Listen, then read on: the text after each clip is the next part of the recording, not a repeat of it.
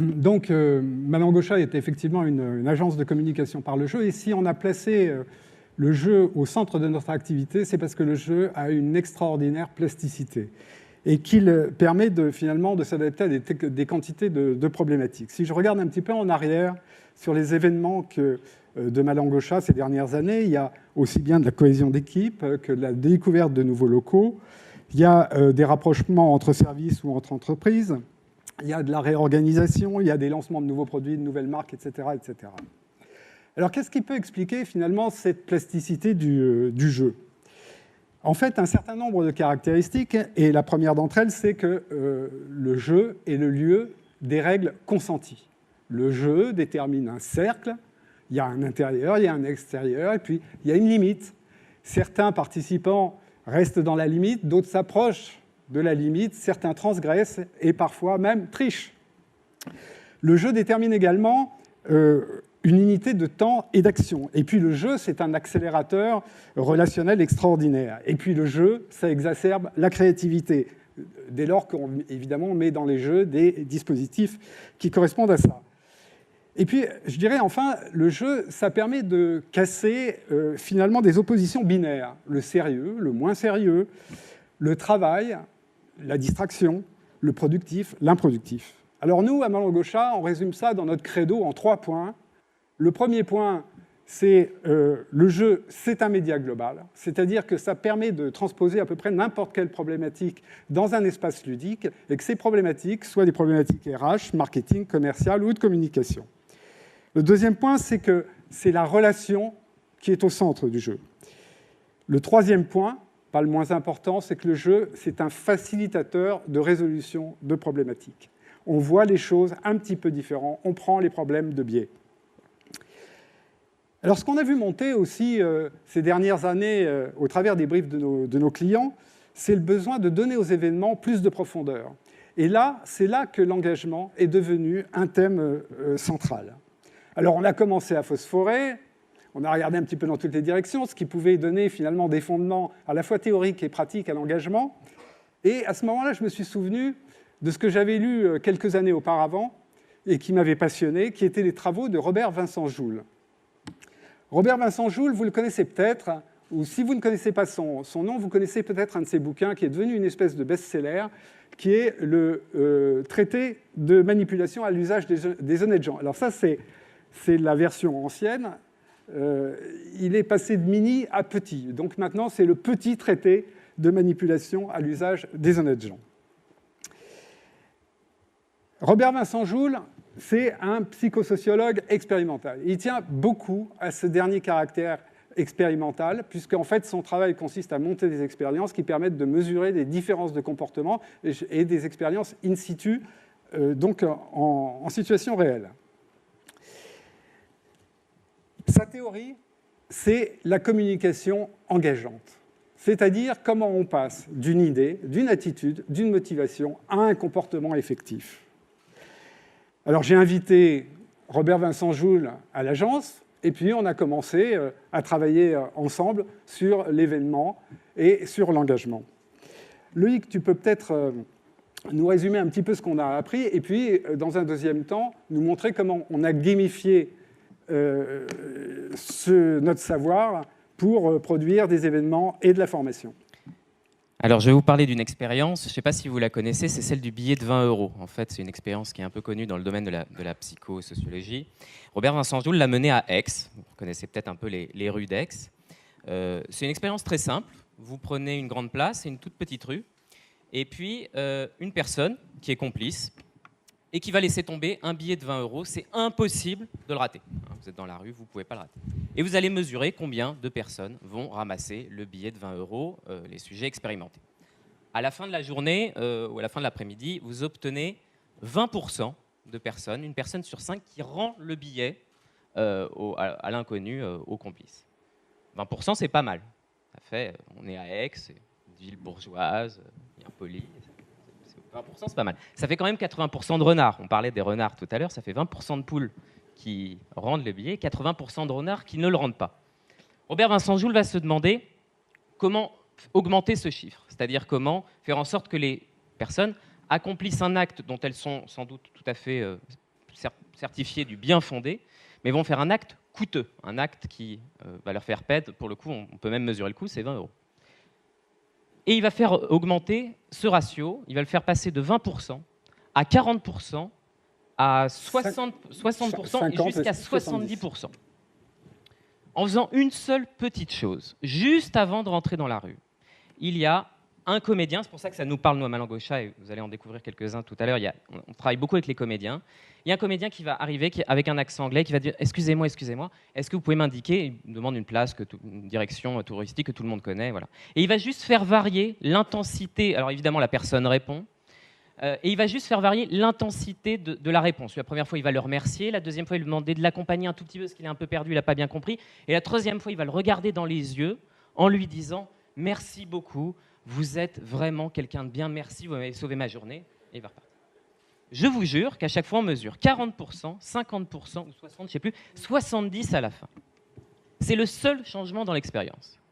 C'est-à-dire que juste, et ça c'est ce que nous apprend Robert Vincent Joule, juste avec l'acte, il appelle ça l'acte d'étiquetage, étiqueter la personne, lui faire en premier lieu, il y a un premier acte d'engagement qui est en fait un acte peu coûteux. Donner sa direction à quelqu'un, ça a un faible coût. Mais on est déjà sur le terrain des actes, on a déjà fait un début d'acte et on a essentialisé auprès de la personne une réaction. Le deuxième acte paraît tout naturel. Et quand on interroge les personnes à la fin, ils disent « bah oui, c'était tout naturel, j'ai rendu le billet, etc. etc. » Sauf que dans d'autres conditions expérimentaux, ça aurait été des renards, ils seraient passés en dessous et ils n'auraient jamais rendu le billet. Deuxième expérience, donc là c'est intéressant parce qu'on place un autre concept de Robert Vincent Joule. C'est une étude qu'il a menée avec les médecins hygiénistes, la conférence des médecins hygiénistes en France, et l'hôpital de Salon-de-Provence avait un gros problème, c'est que le docteur hygiéniste en charge de l'hôpital avait noté que 43% de tous les personnels médicaux, infirmiers, médecins, tout le monde, 43% n'enlevaient pas leur alliance. Enlever son alliance, ça a un coût. C'est un coût symbolique, des fois ça ne sort pas, c'est compliqué, etc. 43%, c'est énorme. Ils ont passé, et là on rentre dans le domaine de l'entreprise, un hôpital c'est une entreprise à gérer, ils ont passé une année à faire des formations, des réunions avec les chefs de service, il y avait une dizaine de services, pour essayer de faire baisser ce chiffre. Au bout d'un an, ces 43% ils étaient passés à 42%. Bref, statistiquement, c'est nul. Qu'a fait Robert Vincent Joule en reprenant l'affaire après ? Et c'est là où on est au croisement de ce que disait tout à l'heure Olivier, il les a fait jouer, c'est-à-dire qu'il a fait un jeu. Il a dit au chef de service, arrêtez d'essayer de les convaincre, arrêtez d'essayer de faire passer le monde des idées, ils sont absolument convaincus qu'il faut combattre et enlever les alliances. Oui, je ne vous ai pas dit, bien évidemment, j'ai oublié, parce que évidemment ça colporte un certain nombre de maladies, voilà, c'était pas un truc de célibataire, hein, c'était juste pour enlever les maladies nosocomiales et tout ce qui traînait avec. Et arrêtez d'essayer de les convaincre, arrêtez de vous placer sur le domaine des idées, mais essayez de vous placer sur le domaine des actes. Et évidemment, il est beaucoup moins... Et là, c'est l'acte préparatoire. Qu'est-ce que c'est que l'acte préparatoire ? C'est le deuxième concept chez Robert Vincent Joule. C'est de préparer l'acte qui est coûteux, mais en y soustrayant le coût. Préparer un comportement attendu, mais en enlevant le coût. Il est beaucoup plus marrant, beaucoup plus fun et c'est la solution qu'il a proposée, de les faire jouer. Là, c'était un jeu créatif. Il leur a dit, faites une affiche pour l'hôpital avec un slogan pour parler des maladies nosocomiales et du fait qu'il faut enlever les alliances. Et faites une compétition entre les services. Qui aura la meilleure affiche ? Et puis, acte d'étiquetage, dites-leur que c'est pour l'hôpital. Dites-leur que l'affiche représente l'hôpital. Les personnes ont joué. Alors donc évidemment, c'était beaucoup moins contraignant de s'amuser à faire ça que simplement être au bout de la chaîne et de simplement être un exécutant. Ils ont été les sortes de directeurs créa de cette affiche. Il y a eu un concours.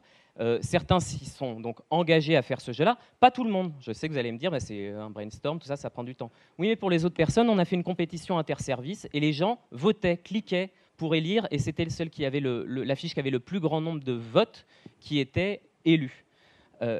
Donc il y avait un acte répétitif, on répétait l'acte d'engagement pour les personnes. Et puis ensuite, quelques semaines après, il faisait passer une charte des bonnes pratiques où les personnes signaient et s'engageaient à enlever leur alliance pour éviter les maladies nosocomiales et tout ce qui traînait avec. Il a fait diviser le chiffre par 2. Voilà. Et cet exemple-là, Robert Vincent Joule a travaillé dessus avec les préventions des risques sur les chantiers, les problèmes d'incivilité à la poste, et bien sûr en entreprise. Alors, on y vient pour parler de ce que nous, on a appris avec Robert Vincent Joule et avec le jeu. Rapidement, c'est notre offre de formation. On a décidé de prendre ces 3 principes, étiquetage, acte préparatoire et acte d'engagement, pour faire un jeu. Alors, que font en gros les participants? Là, on est sur des problématiques que vous connaissez tous, de gestion du stress, de conduite du changement, de résistance au changement, de diffusion des bonnes pratiques, bref, des problématiques de management au sein de l'entreprise assez classiques. Alors, pendant la matinée, on les fait jouer avec une plateforme gamifiée, un serious game, pour répondre à un certain nombre de questions. Alors, c'est éclaté, hein, on a fait plein de trucs bizarres avec, voilà, il y a tout un jeu où en fait, ils ont un faux expert à qui il arrive tous les plaies d'Égypte et tous les malheurs impossibles parce que lui, il a les pseudo-réponses et puis lui, il lui arrive toutes les catastrophes de la Terre. Et bien sûr, on demande aux participants, c'est le premier acte d'étiquetage, à la fin, c'est vous qui produisez vos réponses. Donc les participants, déjà, essayent de produire leurs bonnes réponses et apporter leurs bonnes solutions à toutes ces problématiques. Une matinée déjà pour défricher et essayer de se mettre d'accord sur le problème. Et puis, alors je passe un petit peu les images, voilà, ça c'est notre expert qui fait un peu n'importe quoi, les participants qui répondent pour lui. Et puis l'après-midi, on est au cœur de l'acte d'engagement. Les participants ont défriché le problème, se sont mis d'accord, étiquetage valorisant, ils sont désormais eux les experts, ils vont proposer leurs propres solutions. On a un jeu de cartes où on leur fait tirer des cartes au hasard et puis beaucoup qu'ils choisissent, et c'est très important. Ils vont choisir par un jeu quel est l'acte à faire dès le lendemain. Et c'est là le cœur de ce qu'on appelle l'acte préparatoire. On leur demande pas, on n'essaie pas de les convaincre qu'ils ont une solution au problème, on n'essaie pas de leur convaincre qu'il y a une solution au problème, on leur demande, mais à votre petit niveau, vous, demain, on a évacué les grandes questions dès le matin, les budgets, la hiérarchie, les problèmes systémiques de l'entreprise, mais vous, demain, qu'est-ce que vous pouvez faire? Et c'est ce que nous apprend la sociologie de Robert Vincent Joule, c'est à votre niveau, il y a déjà un petit acte que vous vous engagez à faire dès le soir même avec nous et à faire dès le lendemain. Et donc, ils choisissent, alors ça peut être, s'il y a trop de stress, ils peuvent choisir de construire un stressomètre pour en parler. Si jamais il y a des problèmes de diffusion des bonnes pratiques, est-ce qu'ils ne vont pas faire un blog? Est-ce qu'ils ne vont pas faire un mini-quiz, un jeu digital où ils postent des réponses amusantes à diffuser aux collègues, etc., etc. Ils peuvent choisir plein de choses. On a des films à disposition où ils peuvent créer les sous-titres. Voilà, des gestes pas trop coûteux, mais c'est très important qu'ils produisent le soir même, le jour même de la formation, et qu'ils s'engagent, donc acte préparatoire, ils jouent avec nous un bis repetita du comportement à changer le lendemain, et le lendemain, ils s'engagent à diffuser ce début de solution, à continuer leur solution, leur jeu, leur quiz, qui encore une fois est leur choix, le lendemain. Voilà, on a ces 3 pans qui sont donc étiquetage, acte d'engagement et acte préparatoire et acte d'engagement. Je te laisse terminer. J'ajoute que notre dispositif de formation a été validé par Robert Vincent Joule, aussi bien sur sa structure que sur sa finalisation. Pour conclure, je vais vous livrer ce qui constitue, à nos yeux aujourd'hui, la trame de notre méthodologie, tant pour les événements que pour la formation, et que je pourrais appeler, disons, le carré de l'engagement. Alors, comme tout bon carré, il y a 4 côtés. Le premier côté, c'est la liberté. Il ne suffit pas d'imposer pour obtenir. Même l'autorité, même la grande autorité, a ses limites. Le deuxième côté, c'est le niveau d'identification. Il faut faire appel à des identifications élevées. Quelqu'un qui transporte une pierre, il vaut mieux lui dire que c'est pour y contribuer à la construction d'une cathédrale plutôt que simplement le ramener à son pouvoir d'exécutant. Le troisième côté, c'est la décision personnelle. Il faut toujours donner un statut de décideur aux personnes dont on demande le consentement. Le quatrième côté, c'est l'acte d'engagement. Un petit pas, même un tout petit pas, dans la bonne direction. C'est ce qu'il faut promouvoir. Pour terminer, on peut ramasser cela dans une phrase que je vais vous livrer, un peu sibylline, à laquelle vous aurez le temps de réfléchir. C'est « ce n'est pas ce que l'on pense qui détermine ce que l'on fait, mais le contraire ». Merci à tous.